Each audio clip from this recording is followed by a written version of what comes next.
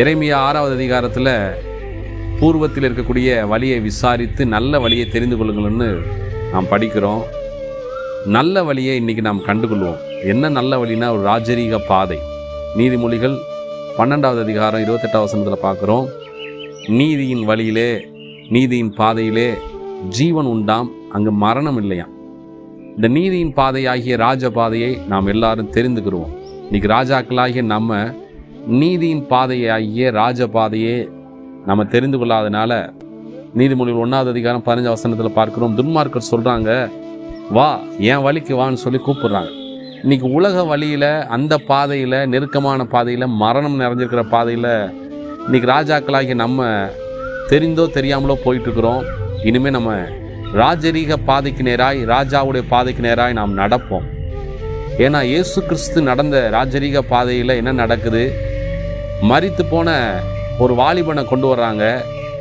அந்த ராஜ பாதையில் மரணம் இல்லையாம். நம்ம நீதியின் பாதையில் பார்த்தோம் ஜீவன் உண்டுன்னு. ராஜ பாதையிலே மரணம் தோற்று போனது. இயேசு கிறிஸ்து எந்த பகுதியிலெல்லாம் நடந்து போனாரோ அந்த ராஜ பாதையிலே மரணம் தோற்று போனது. மரித்து போன வாலிபன் உயிரோடு இருந்துச்சான். அது மட்டும் நடக்கலை.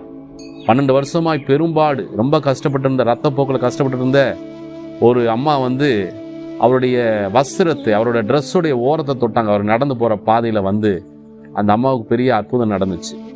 யவீரு அப்படிங்கிற ஒரு மனுஷன் தன்னுடைய ரொம்ப மரண அவஸ்தையில் இருக்காங்க, சாக போகிற நிலைமையில் இருக்குது பொண்ணு அப்படின்னு சொல்லிட்டு ஒரு ரெக்வஸ்டோட இந்த ராஜ பாதைக்குள்ள வரும்போது அந்த வீட்டிலும் மரணம் தோற்று போனது.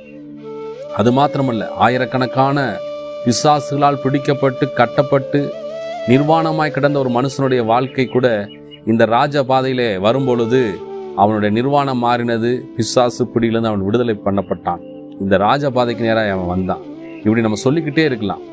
நிறைய பேர் ராஜ பாதைக்குள்ளே வரும்போது அவங்க வாழ்க்கையில் இருந்த மரணம் மாறியது, அவங்க வாழ்க்கையில் இருந்த நிர்வாணம் மாறியது, அவங்க வாழ்க்கையில் இருந்த வியாதி மாறியது.